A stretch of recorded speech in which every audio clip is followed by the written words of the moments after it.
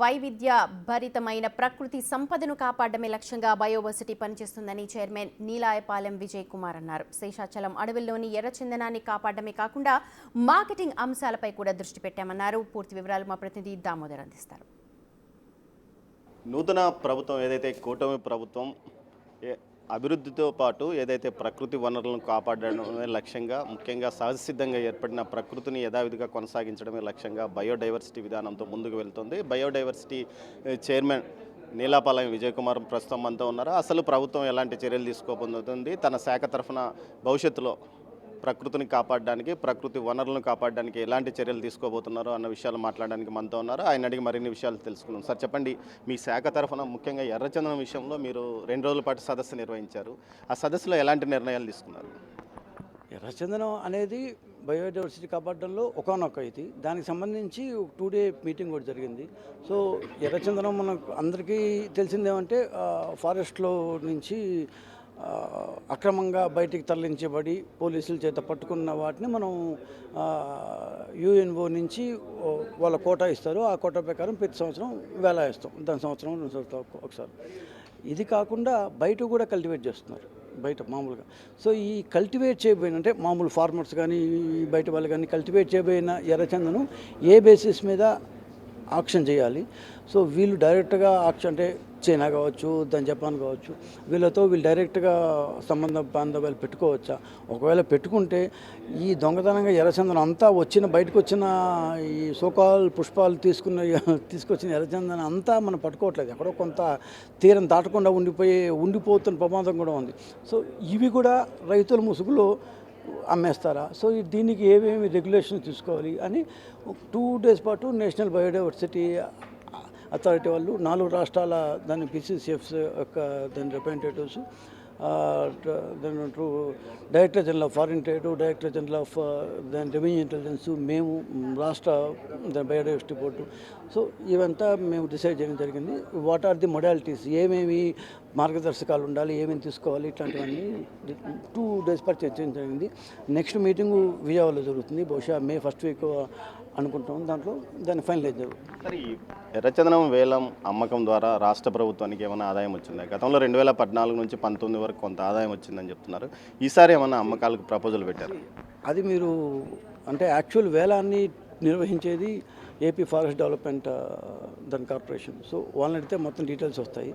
So దీంట్లో మా యొక్క ఇదేంటంటే అడవుల్లో ఈ జీవ వైవిధ్యం, దీంట్లో ఏ చెట్లు ఎండేంజర్ అంటే అంతరించిపోతున్న జాతికి వచ్చేస్తున్నాయి, వాటిని ఎలా మనం దాన్ని రిప్లెనిష్ చేయాలి, దీన్ని ఎలా మళ్ళీ రీప్లాంటింగ్ చేయాలి, ఈ అంతరించిపోతున్న చెట్లను ఏ విధంగా అంటే నాట్ ఓన్లీ దాని ఎర్రచందనే కాదు, ఇట్లా దాదాపు మన శేషాచలాన్నే మనం ఎగ్జాంపుల్గా తీసుకుంటే ఇవాళ ఇక్కడ ఉన్నాం కాబట్టి దాదాపు 519 దాని స్పెసీస్ అంటారు. ఇవి స్లోగా అంతరించిపోతున్నాయి. ఏమంటే రకరకాల మార్గాల ద్వారా ఇప్పుడు మన దాని మెడిసినల్ ప్లాంట్స్ కావచ్చు, ఈ కాస్మెటిక్స్ వాడే కావచ్చు, ఆయుర్వేదానికి వాడే కావచ్చు, ఇవంతా అడవి బయట అంటే జస్ట్ అడవి చుట్టుపక్కల ఉండేవాళ్ళు చాలామంది తీసుకెళ్ళిపోతున్నారు. దాన్ని మనం కొంతవరకు అడ్డుకుంటున్నాం, కానీ పూర్తి స్థాయిలో మనం అడ్డుకోవట్లేదు. ఆ చుట్టుపక్కల ప్రాంతాల వాళ్ళకి దాని మీద రైట్ ఉంది. ఆ రైట్ను కూడా మనం ఎన్ఫోర్స్ ఈ తీసుకునే వాళ్ళు మనకు బయోడైవర్సిటీ బోర్డు కొంత డబ్బు కట్టాలంటాం.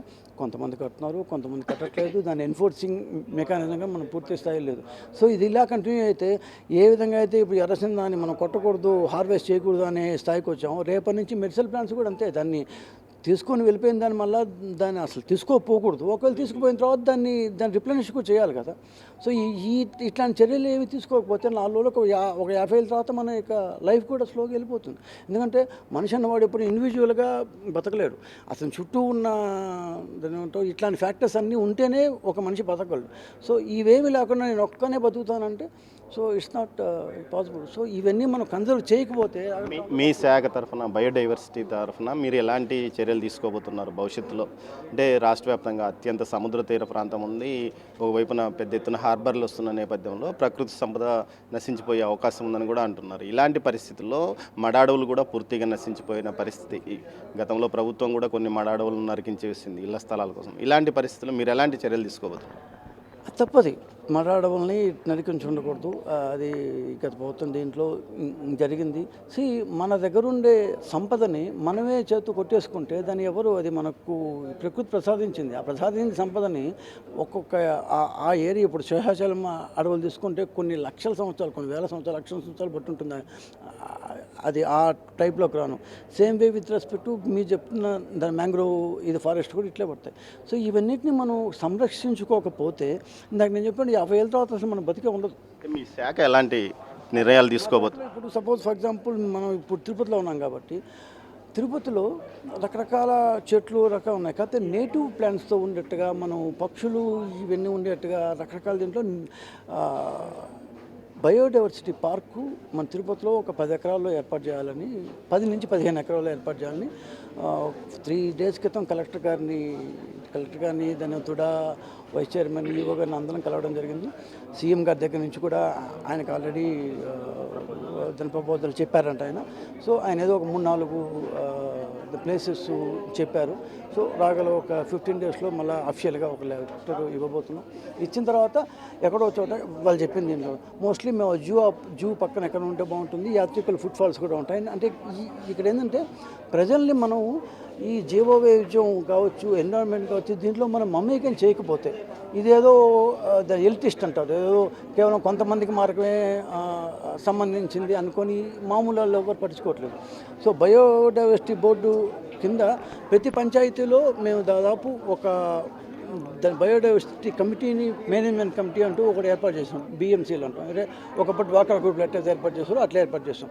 కానీ అవన్నీ బ్రహ్మాండంగా జరుగుతున్నాయంటే నేను చెప్పలేను, ఎందుకంటే వాటికి ట్రైనింగ్స్ ఇవ్వాలి. సో నేషనల్ గ్రీన్ ట్రిబ్యునల్ చెప్పింది కాబట్టి ఏర్పాటు చేశారు. మరి చేసిన దాన్ని ఎఫెక్టివ్గా రన్ చేయాలి. సో ఈ కొత్త కూటమి వచ్చిన తర్వాత దీన్ని అన్నింటినీ తీసుకొని వీటన్నింటినీ ట్రైనింగ్స్ ఇచ్చి ఆ చుట్టుపక్కల ఉండే ప్లాంట్ మెటీరియల్స్ కావచ్చు, ఆయుర్వేదిక్ ఇది కావచ్చు, దాని కాస్మెటిక్స్ వాడే కావచ్చు, ఇవన్నీ మాకు సంపద, ఇది మా సావరిన్ రైట్ అనే ఒక కాన్ఫిడెన్స్ ఆ చుట్టుపక్కల ఉండే సముదాయంలో ఉండే దాని మామూలు ప్రజలకు రావాలి. అప్పుడే వాళ్ళు దాని దోపిడీని అడ్డుకోగలరు. ఇప్పుడు ఎవరు ఇష్టం వచ్చిన వాడు వచ్చామా, ఈ ట్రేడర్స్ ఉంటారు, బ్రోకర్లు ఉంటారు, రకరకాల ఈ కంపెనీలకి వెళ్ళిపోతున్నాయి. ఈ కంపెనీలు ఇవన్నీ తీసుకొని వాడుకుంటున్నాయి. వాళ్ళు స్నోలు, ఈ కాస్మెటిక్స్ పౌడర్లు, రకరకాల మీ సోపులు గిప్పులు తయారు చేస్తుంటారు. కానీ అది తయారు చేసిన తర్వాత వాళ్ళకేమొస్తుంది, లేకపోతే గవర్నమెంట్కి ఏమొస్తుంది, ట్యాక్స్ రావట్లేదు. ఒకటి పాయింట్. రెండోది, ఇవి అక్కడ ఉండాలంటే మళ్ళీ ఇంకా అది రావాలండి. ఇప్పుడు ఇవాళ సరిపోయింది, రేపు వాడుకోవాలంటే సో దాన్ని మళ్ళీ మనం దాన్ని కన్సిడర్ చేయాలి కదా. సో ఈ ఇష్యూస్ అన్నిటిని మేము డీల్ చేస్తాం. బయోడైవర్సిటీ కింద గ్రామీణ స్థాయి నుంచి పూర్తి స్థాయిలో ప్రజలను జాగృతం పరచడమే కాకుండా మన ప్రకృతి సంపదను మనం కాపాడుకునే విధంగా చర్యలు తీసుకుంటామంటూ చైర్మన్ నీలాపాలెం విజయ్ కుమార్ అంటున్నారు. కెమెరా పర్సన్ పురుషోత్తంతో దామోదర్, తిరుపతి నుంచి.